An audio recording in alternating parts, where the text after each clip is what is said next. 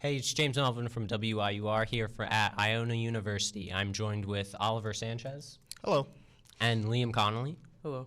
And today you're listening to Tech Time Talk. Today we're going to go over the latest Apple product everyone's been talking about, the Apple Vision Pro. So Liam, why don't you tell us a little bit about what this thing is?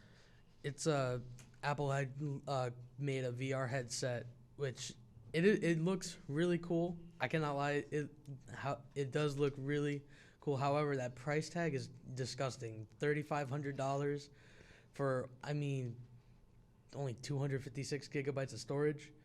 However, I was reading into the Apple Vision Pro, the lens that they use, it's 4K in each lens, which is probably one of the many reasons why it's so expensive. I saw you can pretty much do on that like what you can do on a Mac or like even an iPhone. You can text people, you can look up videos and stuff. It's really cool. You can also play video games on it too. I think you can do like 250 games on Apple Arcade on Apple Vision Pro. Yeah. Yeah, I think something interesting about this as compared to other VR, it seems a lot more like it's AR oriented, where it's not about creating like a virtual world.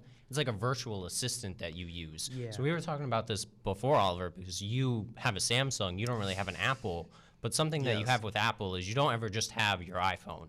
Right, you have your iPhone that connects to your AirPods, that connects to your Apple Watch, that you then connect to your iPad, that you then connect to your Mac, so you can share all this stuff across easily and everything. And now with the Apple Vision Pro, you can put your messages over here, you can activate your Apple TV from across the room. As someone with a Samsung, what does this make you think of Apple? So I do have a Samsung, but I also do have a Mac, so I'm kind of like in between. Okay. Personally, I really like the Vision Pro. Really? If it wasn't so expensive, I think I would get one. I just like the idea of like, hey, I can be totally mobile with anything. Like I don't have to hold it. Like I can just, click. I think that, the people wearing it out in public, like that's just ridiculous. Like I don't understand that. And I think that's pretty dumb. But in terms of like me switching over to Apple, I like the computer and like I like that whole ecosystem. And I think that in the future, I might be persuaded into a Vision Pro. I don't think that I'd switch their phones. I just think I like all the features that I have on my phone and like all those fun features and like it just does what I need it to do personally. That's my thoughts. Yeah. Okay. Yeah, I think something to keep an eye out for, like as it sits with the consumers, definitely the price, but also to see the application that it's going to be for. Because for something that's so expensive, is this going to be a product that you go out and wear on the subway to go to a friend's house? I mean, you're talking about this $4,000 thing that you're strapping to your head so that you can just, in essence, have your messages apps. You don't have to take your phone out.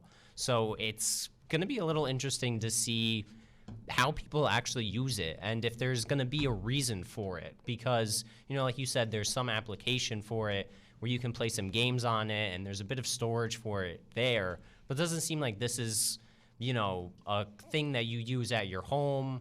Are you going to maybe use this at work? Are we going to see companies using that? So what do you think you'd use it for if you were given one and I didn't make you pay for it? What do you think you'd use it for, Liam? If I was given an Apple Vision Pro, I think it's hard to say what I can do with it specifically. I mean, something that expensive and that high tech, I'd probably open a bunch of like Safari windows, have a bunch of videos playing at the same time. Even I'd try out the games too, because I know it's not like a regular VR headset where something like the Oculus or the Meta Quest where it's strictly for like games that you can play on your PC.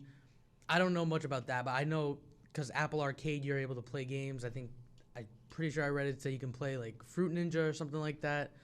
And I'm also, I don't know. It's because I don't think I would not use it for work. I don't if it involves. Interesting. Because I don't see a need to wear a headset around and type and all that stuff.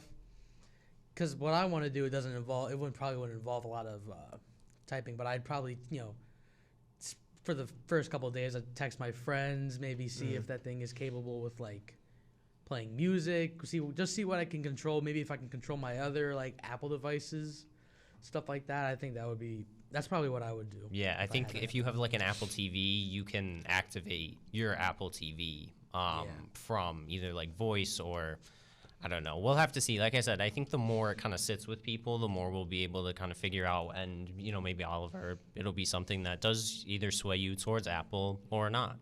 But just about as we run out of time, I've been James Melvin, joined by Liam and Oliver. And this has been Tech Time Talk, signing off.